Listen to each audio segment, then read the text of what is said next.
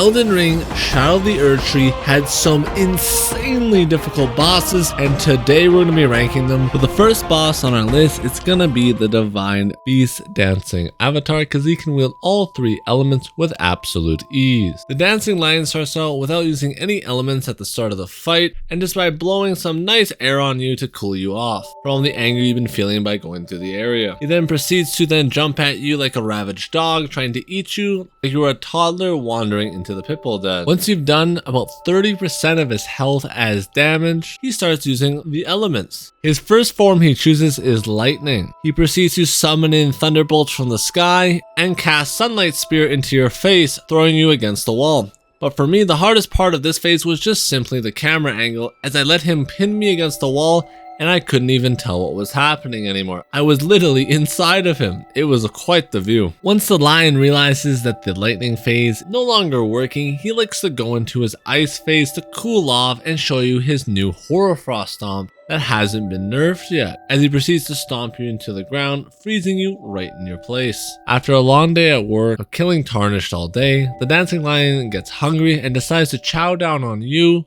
Then for his final phase, the wind phase here, just adds some nice wind after effects to all his current abilities and blows you away, sending you sky high. Once you get him down to about 10% health, he starts to panic and change between all three elements. Too bad for little bro, it doesn't matter when he does this because he has so little health that him changing between all three elements doesn't really matter anymore. Next up we have the Erdtree Avatar. This is one giant overgrown weed that proceeds to pester you through deciding to inject you with thorns that cause intense bleeding that I did not have enough medkits to fix. After you defeat his first phase, he decides to become a truck, and then he proceeds to run you over like a teenager playing GTA 5 running over all the NPCs. Now you may be asking, how do you kill this boss? Well, you need to grab your weed whacker like I did and cut him up by the roots. He doesn't like this very much, and he'll proceed to summon thorns right underneath him and becoming a thorn in our side. This will do intense bleeding and cause you to lose a lot of blood, but it's okay, we have plenty of Sunny D's in the tank to help us heal through this. Fun fact, you're supposed to parry the head between each phases. I never did this. But once you get him to the final phase, he starts to panic a little and starts sending out shock blasts that blinds you by the light. He ends up doing it once at the start and then 3 times later on, blowing as a full load, leaving him nice and limped for you to take him out with ease. Next up on the list, we had the Putrescent Knight. This man is one with his weapon and the most flexible boss I've ever seen in a Souls game. This man should be a gymnastic pro. With the way he bends and spins towards you, I thought he was going to take off mid-boss fight and soar through the air. The Putrescent Knight has some nice long attack chains that can be quite annoying sometimes. One of my favorite is when he decides to have the tag team with his horse friend, where one chooses to run at you and the other chooses to spin at you, and when they're done comboing you, gets back on the horse like an absolute savage. But once you do enough damage to him, he decides to turn into a nice slime monster that starts to spew fire at you, freezing you to death. Now, like a Giga Chat I just decided to tank this and not hop over it. One of the things I did find annoying about the boss fight though was always having to run after my knight here on the horse. I thought it was kind of unfair that he got to use his taunt but I didn't. But you know, otherwise you just have to hit him and roll through his other basic attacks. Just watch out for his insanely long attack chains that can be quite fun.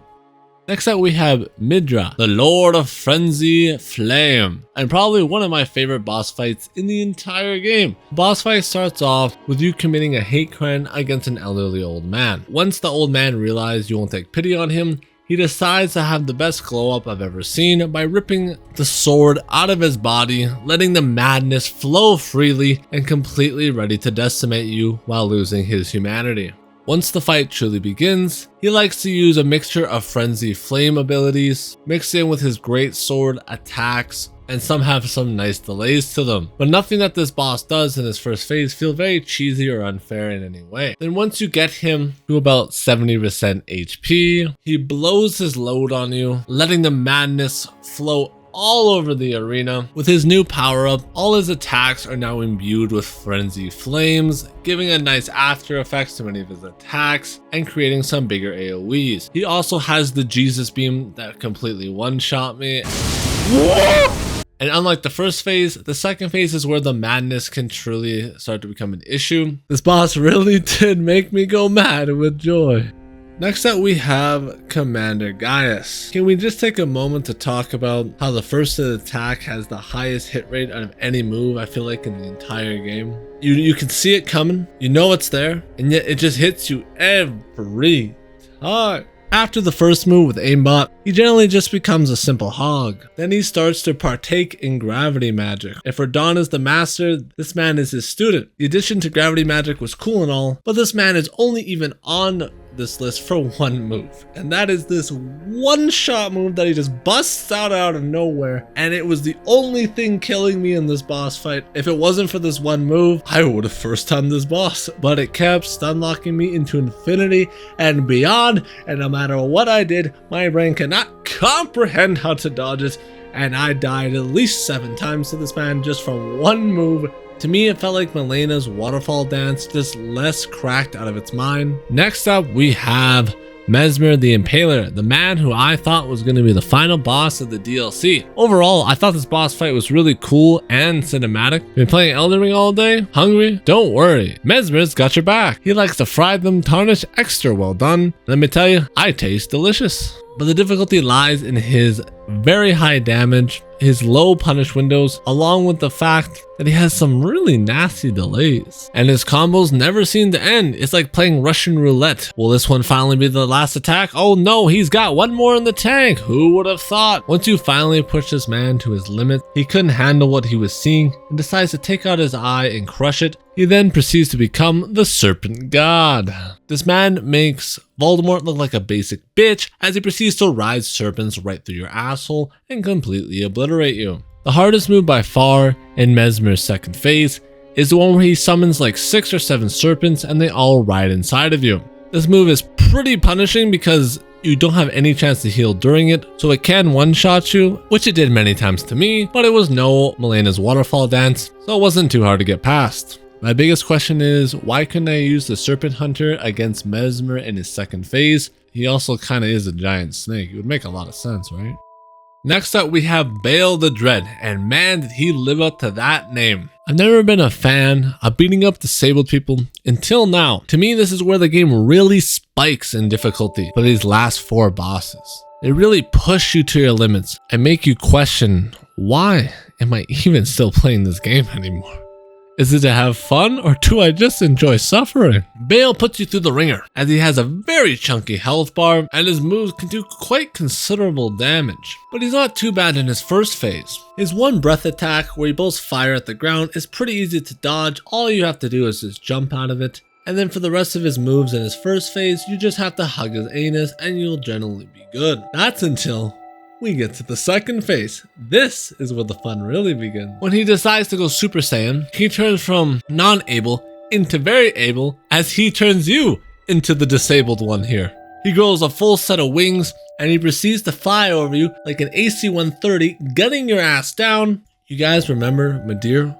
One of the hardest bosses in Dark Souls 3 and even in the Souls games in general. Well, he's back, because Bale the Dread has the exact same laser that man had, and boy was it as fun as I can remember. One-shotting me into the next dimension, I was having so much fun. Not only does he have Midra's god laser, but this man turns into a tactical nuke as he continuously blows up in the arena.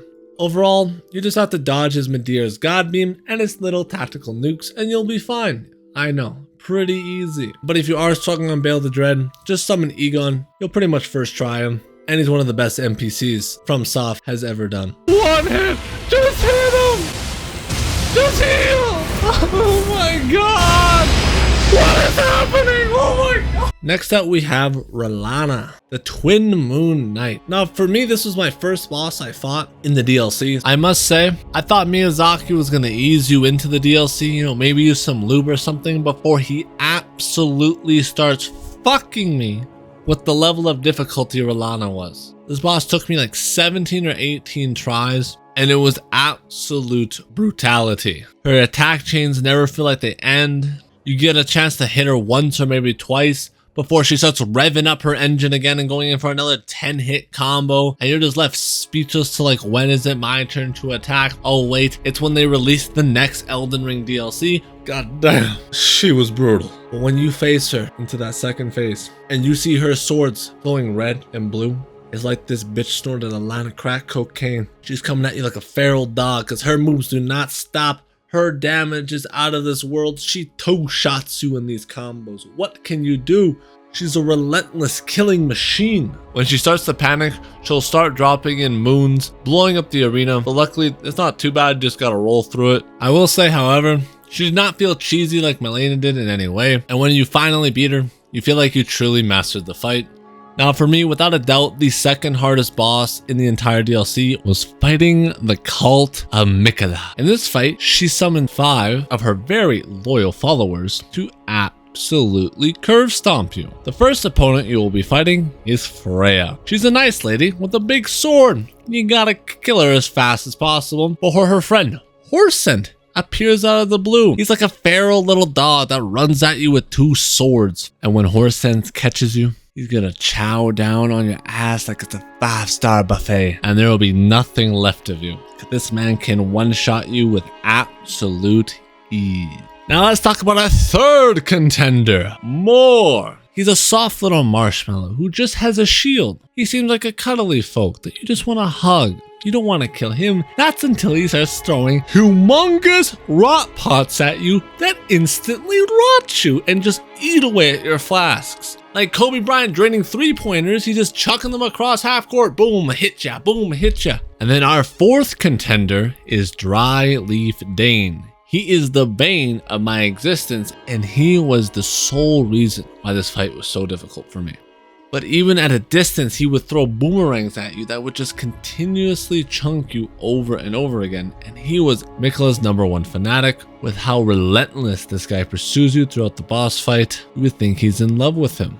And once you're finally able to beat Dry Leaf Dane, the last 2 remaining NPCs, Letta and More, the Marshmallow Man, just fold.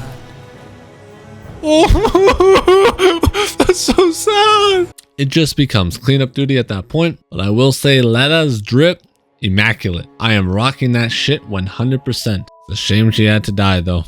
But for that drip, it was a sacrifice I was willing to make. When you're finally done killing everyone, you're left with a sense of dread.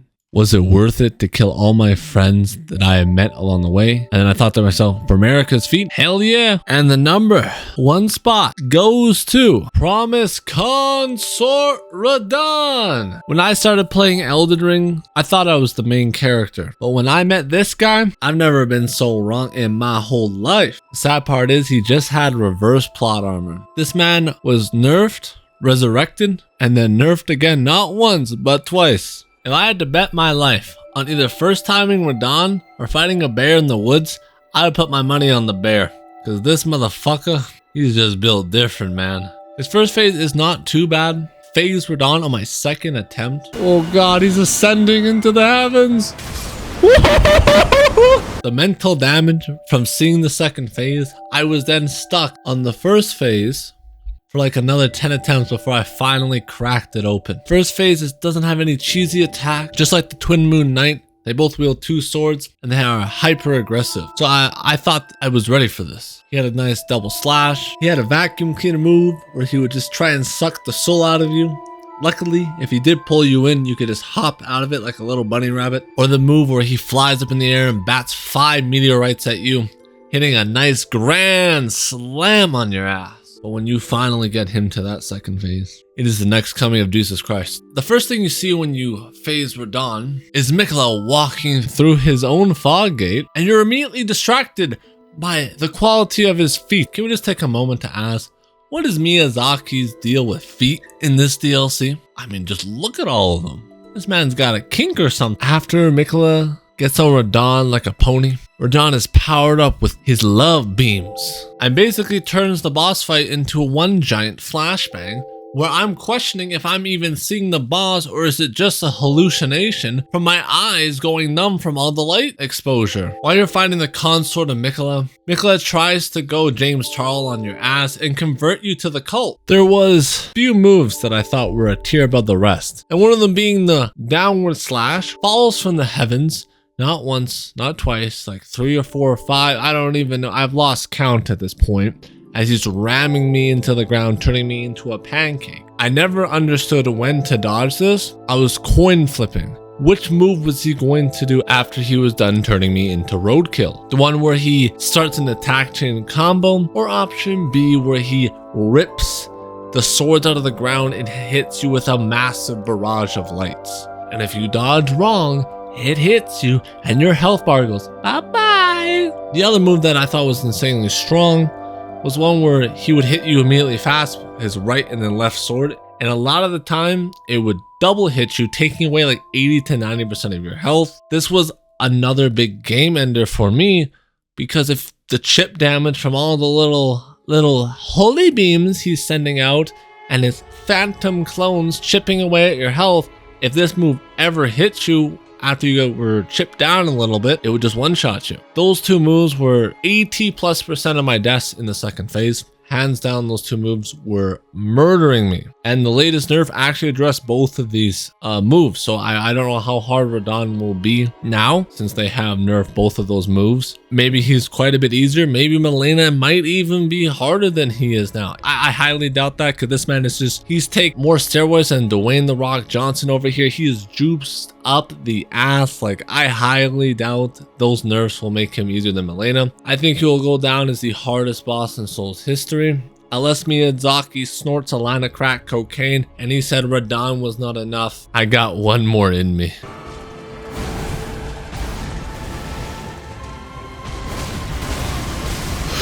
Oh my god! I have a dream! No! I rolled! How are you not frostbitten? How?